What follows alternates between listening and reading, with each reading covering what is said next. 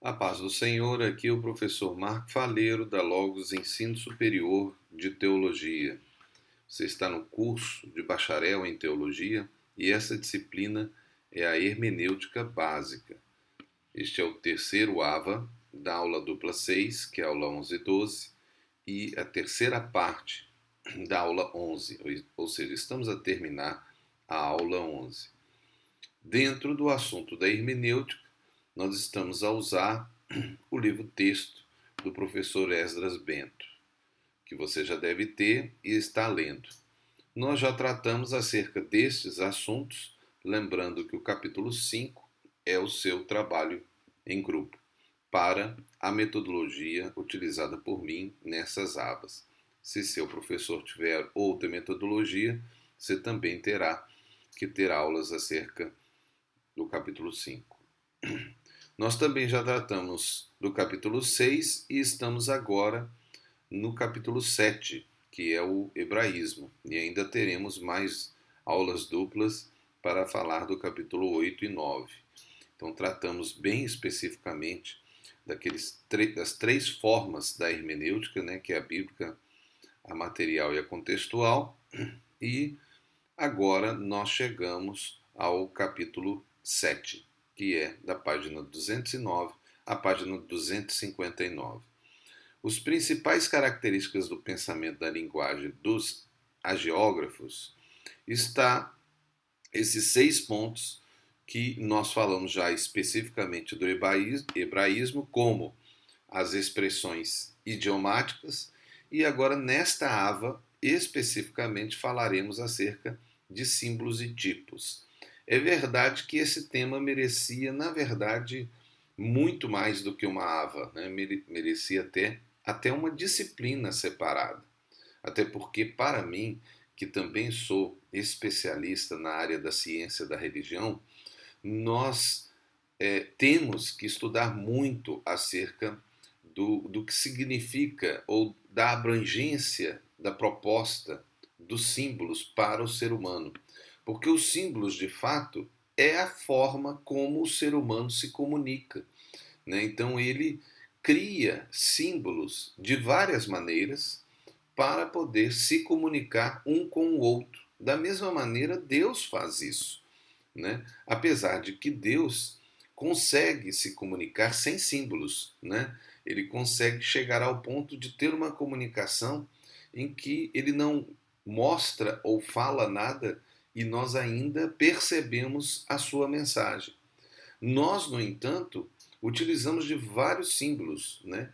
Desde as palavras até os desenhos e até mesmo as expressões corporais, né? Que nós fazemos símbolos, como por exemplo um piscar de óleo pode ter um significado, ou mesmo alguém virar e fazer com a mão um joia, né? Aquele símbolo tão conhecido.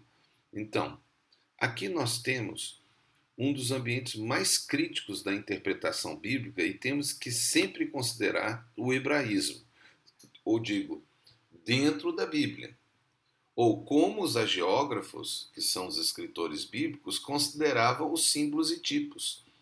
Também aqui temos um ambiente muito alegórico, que muito influencia a hermenêutica pentecostal. O símbolo é uma figura, objeto, número ou emblema, cuja imagem representa de modo sensível uma verdade moral ou religiosa. No símbolo, um conceito abstrato recebe uma correspondência material e concreta pela relação existente entre o conceito e o objeto ou símbolo por ele representado. Assim, o cajado do pastor, um bastão encovado, é símbolo de regência. O cetro, de senhoria, de poder, de domínio.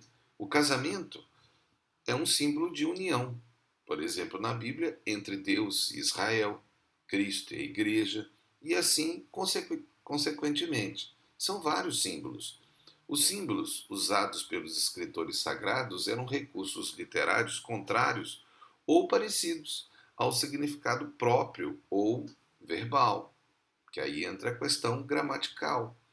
Mas o símbolo, assim como o título, são figuras Veja, desenhos, né? Ou alguma coisa que represente a mensagem. E é claro que aqui nós estamos entrando no ambiente que nos interessa, que é o ambiente da escrita, que é a revelação dada por Deus simbologicamente. Ele utilizou uma metodologia simbológica, que é a escrita. Então é claro que esses símbolos bíblicos têm a ver com os desenhos feitos através desses símbolos que nós estamos a considerar. Mas veja, por exemplo, um símbolo como este, né?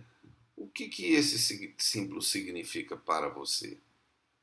Veja, talvez nada, talvez um óculos, uma máscara, mas para um matemático é um símbolo do infinito. Só um símbolo matemático.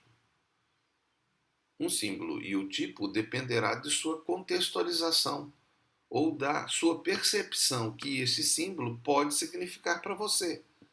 Então, quando você viu esse símbolo matemático, o que ele significou para você? Será que ele teve um significado negativo? Um símbolo pode até adquirir outros significados num contexto ou por um grupo, porque às vezes o contexto ou o grupo pode dar ao símbolo um significado positivo ou até mesmo, como eu disse, negativo. Todos os símbolos da Bíblia têm seu significado de acordo com o contexto bíblico. E aí nós entramos no hebraísmo, que é a cultura hebraica da época que foi escrito. Não considere o significado que foi atribuído depois que a Bíblia foi escrita. Então, se tinha um significado no tempo bíblico e depois, na Idade Média ou nos dias atuais, adquiriu outro significado, o significado depois da Bíblia não nos interessa, mesmo que tenham feito desse significado um significado muito ruim. Não nos interessa, porque o que nos interessa é o significado do tempo em que foi escrito. E talvez até o diabo, na sua perspicácia, ele vem pegando os símbolos bíblicos e transformando, pervertendo, para que ele perca a força e o significado até mesmo do símbolo, e as pessoas até não queiram mais utilizá-lo ou até interpretem de forma errada porque foi pervertido. Então nós temos que buscar lá no original. Voltemos ao exemplo aí desse símbolo matemático do infinito, que transmite a ideia que não tem um início e não tem um fim e se entrelaça. Ele foi adotado dos romanos, que também o usavam como símbolo do infinito, junto com o MM. É como se fosse um 8 deitado para nós, né? Mas hoje adquiriu um sentido nas tatuagens e no meio esotérico. Isso muda o símbolo? Na matemática? Não. Na matemática ele continua sendo infinito. Mas talvez num outro sentido vai significar outra coisa. Ele pode até chegar a ser algo que não pode ser usado. Sim, pode chegar. Mas os bíblicos não podem ser mudados. Nós que temos que manter a fidelidade desses símbolos. Veja, cada símbolo tem seu significado. Nós usamos uma matemática e tiramos aí desse ambiente gigantesco que é a matemática, que tem vários símbolos, mas você pode pegar esses outros que estão aí acima desses matemáticos, né? Então tem símbolos que são utilizados de forma comum, corriqueira por nós. Tem esses símbolos, por exemplo, que se você conhece, são símbolos religiosos, né? Das religiões. Tem outras letras, como essa abaixo da bandeira, e tem os próprios símbolos utilizados em bandeiras, como o caso de Angola. O que significa esse símbolo? Você sabe? Essas estrelas de 5 pontas, né? E esse facão, e esse outro objeto. O que é isso? E as cores utilizadas na bandeira? Tudo isso é símbolo, quer transmitir alguma coisa. Às vezes, um símbolo precisa até de ser mudado quando o evangelho entra. Ele pode quebrar significados e mudar símbolos. Cada símbolo tem seu significado, mas o que nos interessa no nível do desenho, do estudo da Bíblia, é as letras, e que adquirem o significado de palavras, que é o nosso caso aqui no português, as línguas nossas latinas. símbolos, cada símbolo também pode significar outra coisa se nós entrarmos no ambiente das traduções, que usam outras letras que temos que considerar e adquirem o sentido de letras. Por exemplo, aqui dos romanos, né, que inclusive se basearam nos gregos e que foram a base das nossas letras. Mas é bom lembrar que eles podem também ter outros significados, como o caso dos romanos, mesmo do grego e do hebraico, que adquiria também significado numérico. E nós já falamos acerca disso, e você inclusive tem aqui, né, à disposição de você um material que é o Código da Bíblia, né, para discutir o que isso pode chegar. Pode chegar até no ambiente do misticismo. Né? Então tem que se tomar muito cuidado com isso. Né? Mas olhe para você ver, também tem esses símbolos que são os gregos e esses símbolos que são as letras hebraicas, né? Que têm o seu significado e que é importante para nós porque entra no ambiente do original. Né?